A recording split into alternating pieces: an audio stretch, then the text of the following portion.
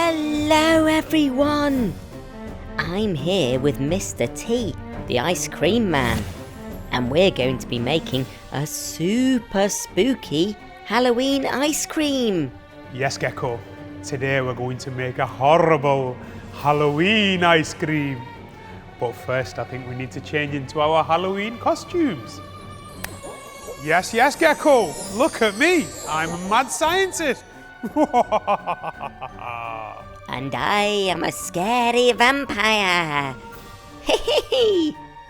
I hope there's no garlic in the ice cream. What's next, Mr. T? We're gonna make ice cream in a witch's cauldron today. We're filling the cauldron up with ice cream, Gecko, and then we're gonna put lots of ghoulish sweeties on there. Wowzers! That cauldron fits a lot of ice cream in it. I've never seen an ice cream that big. Look at that, Gecko. Now we're all ready to put some ghoulish, gory toppings on top of your ice cream. Oh, this is my favourite bit. Let's start off with these red-blooded snakes.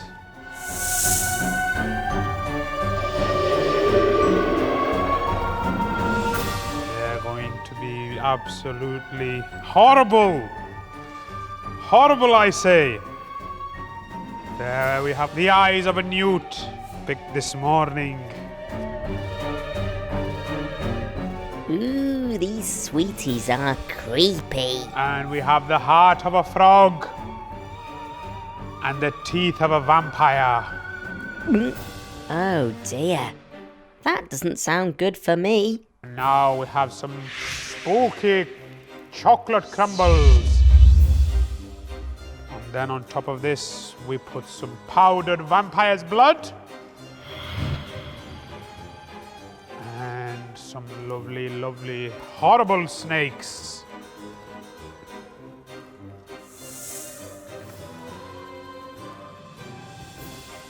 And now we have some wizard's teardrops. Yes. Now we're done with the sweeties.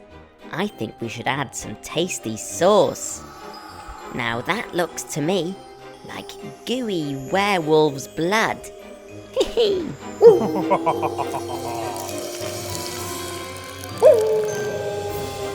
And to finish off this masterful, ghoulishly creative ice cream, we are going to add the famous Beetlejuice.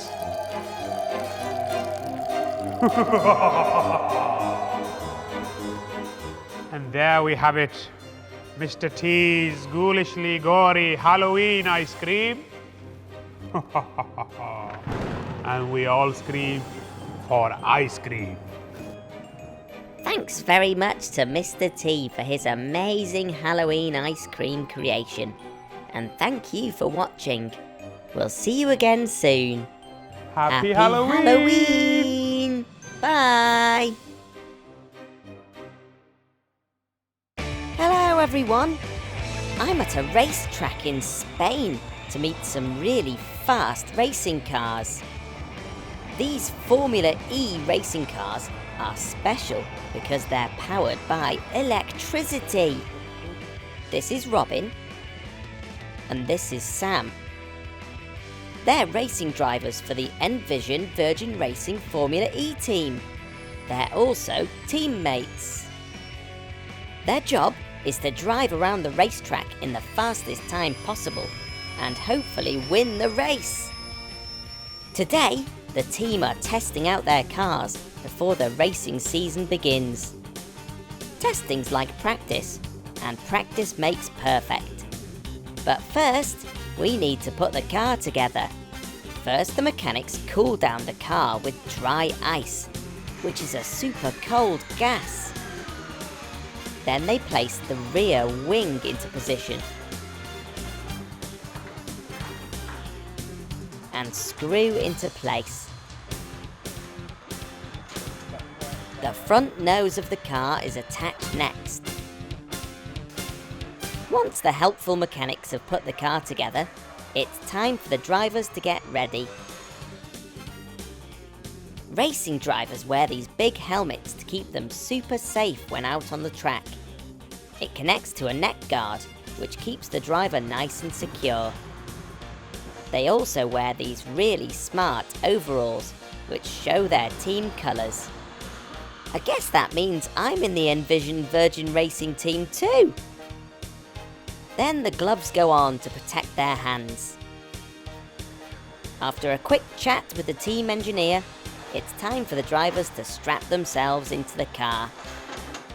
First, Sam jumps in.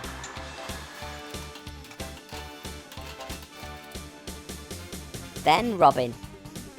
Both drivers have different helmets, so the team know who's who out on the track. Robin has an orange helmet, and Sam has a white one. Formula E cars have detachable steering wheels. That means they can take them off, so the driver can squeeze into the car and then put them back on again, ready to race. The mechanics do some last-minute checks on the car. And then it's ready to get out onto the track. The pit crew are all part of the same team, and they check that the track is clear. The driver gives a thumbs up to say he's ready, and the crew give him the go-ahead. Both Sam and Robin leave their garages and drive down to the pit lane. We're almost ready to race.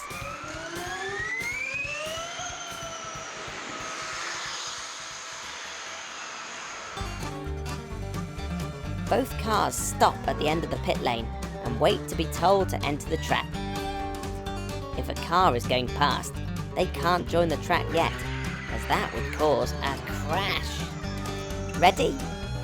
Set? Go!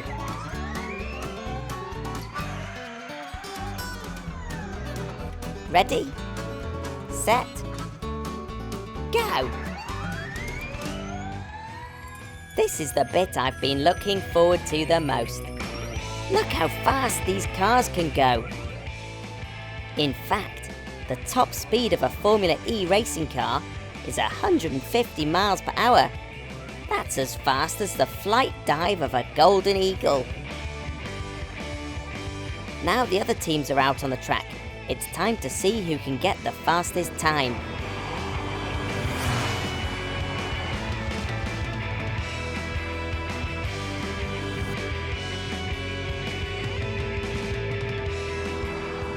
This car's misjudged the turn. Whoa, he spun out of control. Can anyone go round this corner correctly?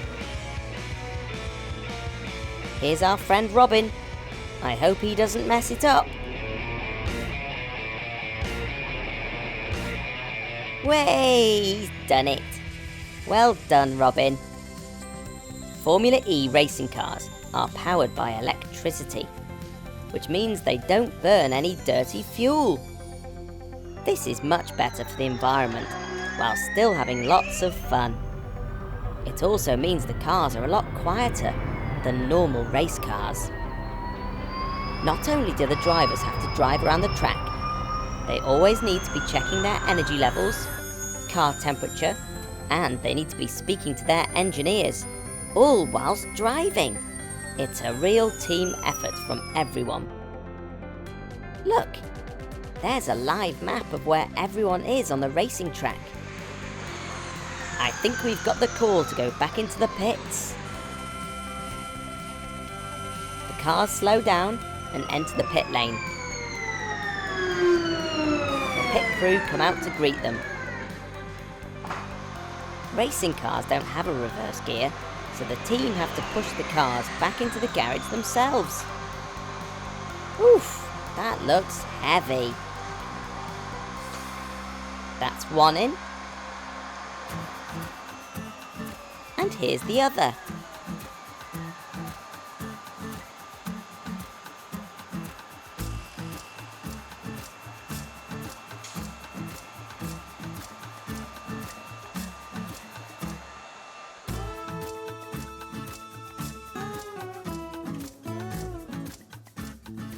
As soon as the car enters the garage, the crew test the temperature of the car.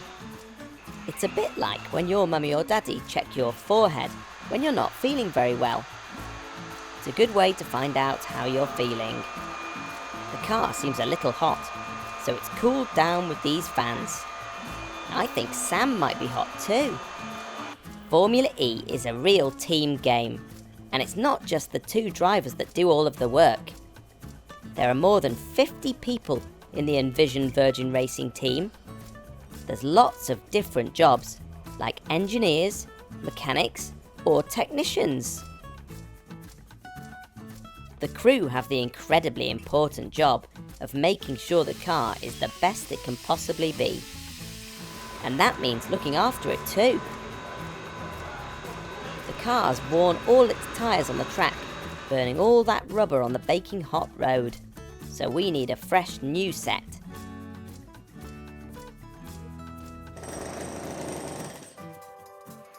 This is the control room, home to the clever technicians and engineers. It's their job to keep a close eye on the car whilst it's on the track and come up with new ways to make the car go even faster. It's with these big headsets that they talk to the drivers when they're out on the racetrack. Here comes Sam now. This is his chance to talk to his team and chat about how the car is performing. They all work together to make the car faster so that they can win lots of races. After this meeting, it's time to make some small changes to the car. And then we're back on the track. Racing cars are super speedy, powered by a battery pack. Electric cars are hard to beat, they whiz around the racing track. Whoa, speeding round and round. Whoa, they're the fastest in town. Whoa, driving really fast, racing cars go zoom as they fly past. Look at the racing drivers, they are sitting really low. They can skid and slide around like a rocket, you should see them go. Whoa, speeding round the track. Whoa, and they're coming straight back. Whoa, driving really fast, racing cars go zoom as they fly past. Just look at them go! Whoa, speeding round and round. Whoa, they're the fastest in town. Whoa, driving really fast, racing cars go zoom as they fly past. The team will be testing out the cars all day on this track to make sure they are at their best when it comes to race day. I've had a great day here in Valencia with the Envision Virgin Racing Formula E team. Thanks very much to all the team. I hope you've learned as much as I have about these clean energy racing cars. I'll see you again soon. Bye!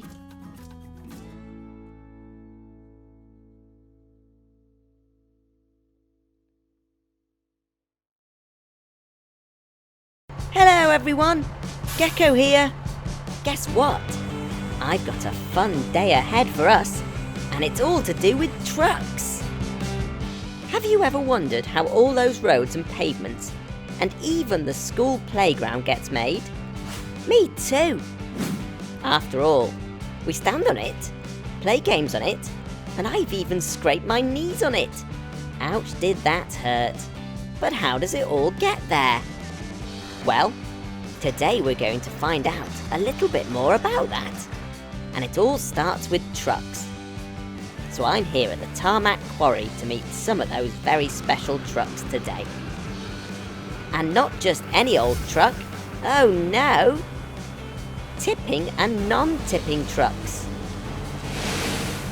But what is a tipping and non-tipping truck anyway? Let's go and find out together why these trucks are so amazing at tipping and travelling and pushing and paving. Look, here comes a tipping truck right now. Can you see it? Wowzers! Look how big it is up close. There are lots of different sized tipping and non-tipping trucks. Look, there's 3 different sizes here. And because of that, they all have different amounts of wheels. There's loads of wheels on this truck. How many wheels can you see? Now we're ready to go into the quarry and see these tipping trucks in action. But what is a quarry? Well, a quarry is like a really big hole in the ground. And in this quarry, they have lots of special materials that can be used to help make things. How cool is that? So here we are at the quarry, where a digger's waiting to drop stone into the back of it. Stone can be heated up and added to a glue-type material called bitumen to make asphalt. The digger scoops from this huge pile of stone and then pours it into the back of the truck where there's plenty of space. Once the truck is full, it's time to transport the stone to another part of the quarry. The stones can be used in concrete for buildings or as asphalt for roads.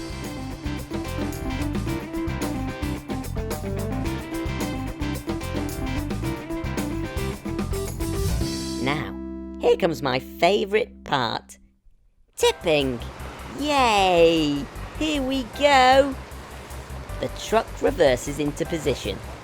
Then the driver presses a button which makes the roof of the trailer open up. Now the trailer slowly starts to tip upright. And wow! Look at that! It's made a huge mess on the ground. Hey gang, remember the 16-wheeler from before? Well, guess what? Even that tips. The tipper body is nearly 11 meters long. And look how high it goes. I bet that's taller than a giraffe. Now that the stone has been dropped off, a digger comes along to clean up and push the material into a nice, neat pile, out of the way of moving trucks. Bet Danny the digger would love to meet him. Now, here's a secret for you. See that truck there? Well, and this is just for us to know, that truck isn't a tipping truck at all. Honest, it's actually a non-tipping truck. Isn't that amazing? Now, I bet you're thinking, no, Gecko, those trucks look just the same. Well, here's why they aren't. See, instead of raising the tipper body into the air, this truck has a moving floor. I know, a moving floor. How fun is that? That then pushes the material out of the truck. Non-tipping trucks are used when there might be height limits in the area.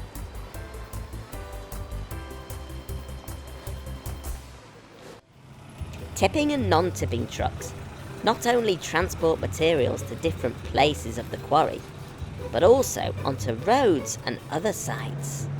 Before they do, the truck has to be weighed. Do you know why? I'll tell you. It's so that the truck is safe to drive on public roads, just like the roads your mum and dad drive you to school on. So, the truck parks up under these scales, and the driver presses this button to calculate how much material he's got in the back. Phew! It looks like we're a safe weight, and now we're ready to hit the roads.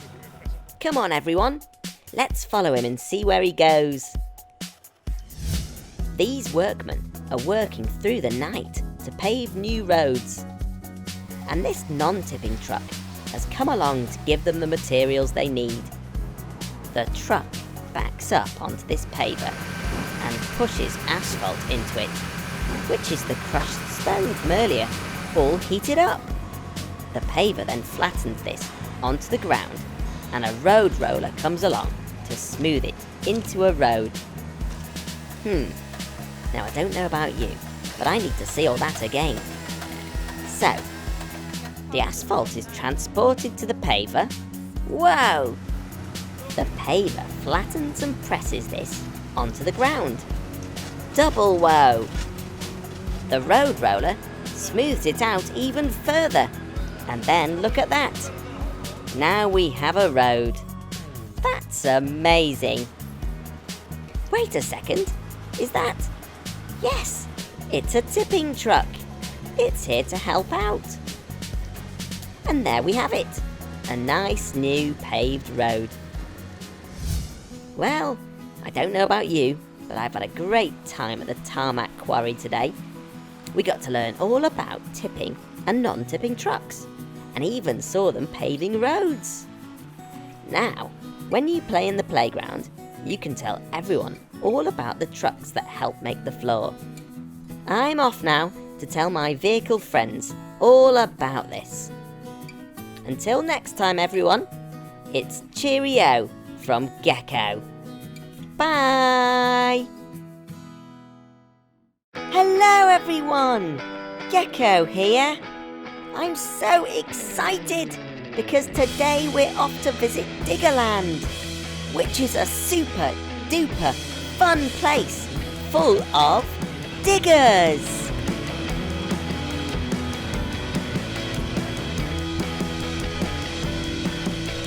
Now, what makes this place so great is that we get to go and play on all these amazing vehicles. There's lots and lots of different ones here to see, and they've all been turned into rides. I can't wait to have a go on them all.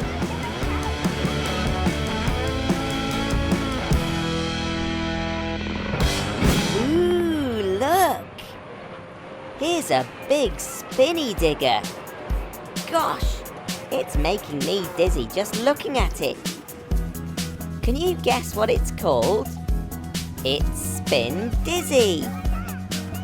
Normally, a digger's used to make big holes in the ground, but here at Diggerland, they've changed it so it can spin brave people round and round and high up into the sky.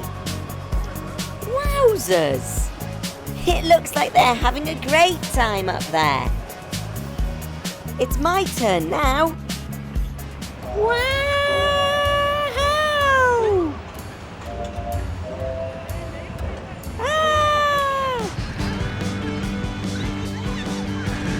Phew! That was fantastic. Right then, everyone, what can we go on next? How about that ride over there? That looks very cool. It's called a sky shuttle, but I wonder what it does. Wow! It's lifting me up, up, up into the sky. The boom grows and grows, whilst the bottom of the digger is rooted firmly on the ground. I bet I can see my garage from here. We're almost 50 feet off the ground now. That's as tall as 2 houses stacked on top of each other. This is brilliant. Right, it's time to get down now. Hello? Hello?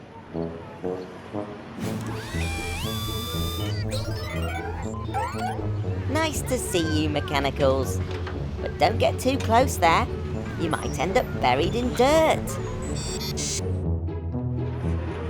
We're allowed to climb aboard these giant diggers and have fun operating them. Just jump in, belt up, and take control. Pull the joystick one way, and it lifts the boom. The other way, and it drops down. This joystick tilts the bucket on the end and scoops, lifts, and dumps the soil in a big pile. Making a mess has never been so much fun. I bet Danny the digger would love to play in here too.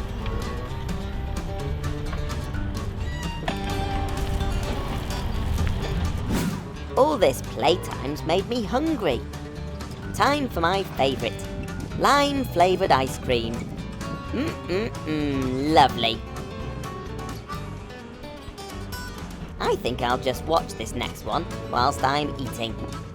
See here, children can even drive skid loaders around a special track. They might not be fast, but they're lots of fun to drive. Just grab hold of the joysticks again, push forward and steer. Ha-ha! How's your driving? Don't crash! Skid loaders are normally used for all sorts of tasks on the construction site. They're known as the jack of all trades, as they can be fitted with lots of different attachments on the front for all sorts of jobs.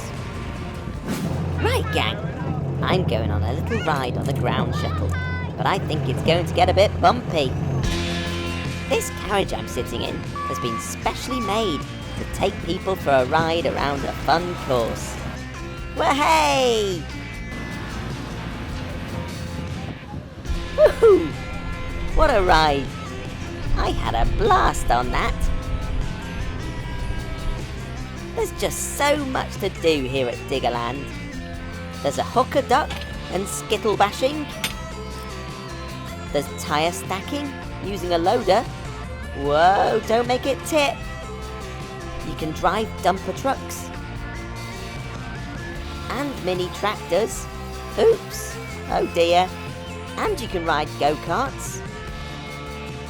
A train. And mini Land Rovers.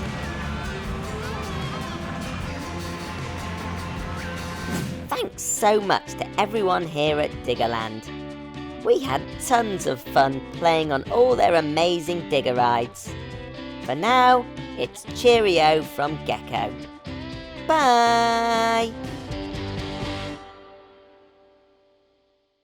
Hello everyone, Gecko here, and I'm on a rescue mission. It seems Blue Mechanical's gone missing, but luckily for us, the brilliant Cheshire Police Force are going to help us find him. Police officers are very brave, and their job is to keep everyone safe and sound. This is Scott. He's a police officer, and he's going to be driving us around today in this amazing police car. Hey Gecko, when did you last see Blue? I haven't seen him for a few hours now. I'm really worried. Hop in, Gecko, and we'll radio the control room to see if they've had any sightings of him. Scott can use his police radio to talk to other officers when they're far apart. There's a whole team of people behind the scenes who are there to help Scott do his job. Control from Hotel Tango. Have you had any sightings of Blue Mechanical? He's gone missing. Yes, we've had a report of him. Sending you his location now. Over. Phew! That sounds like good news. I do hope Blue is all right. Before we set off, Scott presses this button to turn the flashing lights and siren on. And away we go.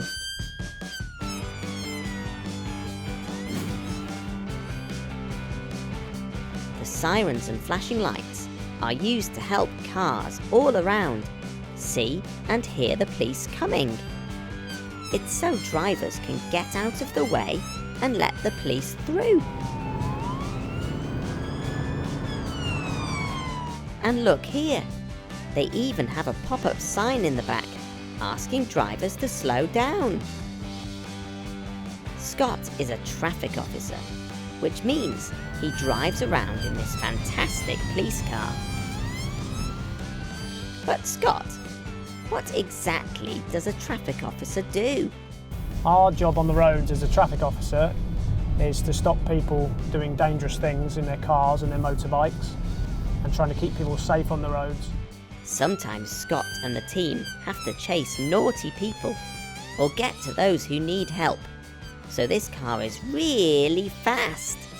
And because the police are here to keep us all safe, they're even allowed to go through red traffic lights during emergencies.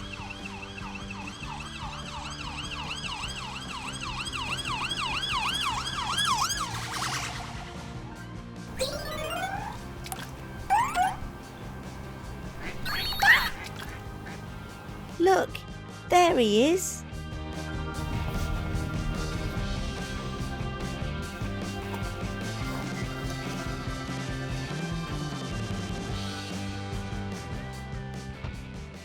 Blue, we were so worried about you. Are you okay? Blue, it's very important never to go off by yourself. You might get lost. It can also be very dangerous going this close to the water without a grown-up. Remember, you can't swim, Blue. Come on, Blue, hop in. We'll give you a lift down to the station.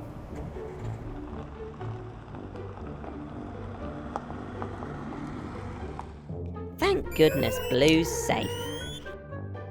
These amazing cars that helped us find Blue take a lot of looking after too. When we get back to the station, let's head round to the maintenance unit and take a look. A maintenance unit is a bit like Gecko's garage, but this one just looks after police cars. What do you think, Blue? Pretty cool, huh? Now stay out of trouble whilst I have a look around.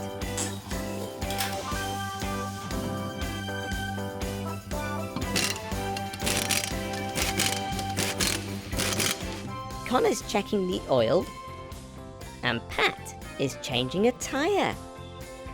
It's important to keep the oil topped up in a car, as it makes things slimy and wet, but not in a horrible gooey way, as it actually helps. See, if things start to go dry, like when we have a sore throat, then lots of engine parts become damaged, and then these ace cars won't work properly. This is Tim, and he's a mechanic here at the police car maintenance unit.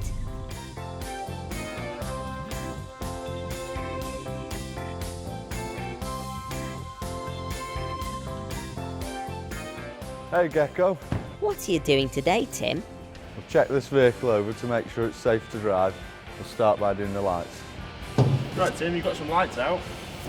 Okay, we better fix them.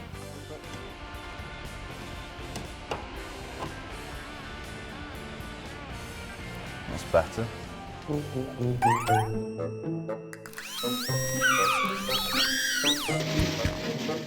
Ouch!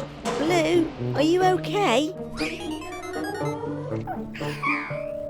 To get a better look underneath the car, the mechanics can use this really strong hydraulic lift to raise it up.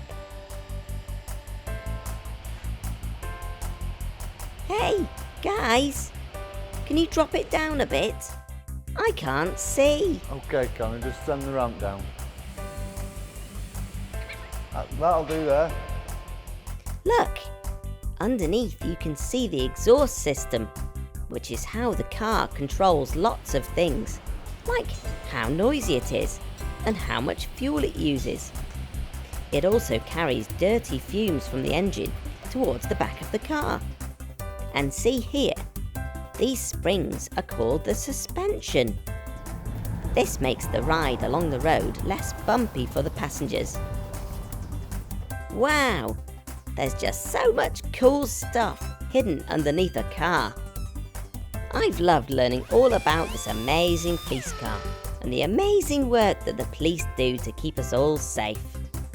Thanks very much to Scott and all the team here at the Cheshire Police. For now, it's cheerio from Gecko. Bye! If you love this video, tap here so you're the first to know about my latest videos. Thanks for watching. Bye!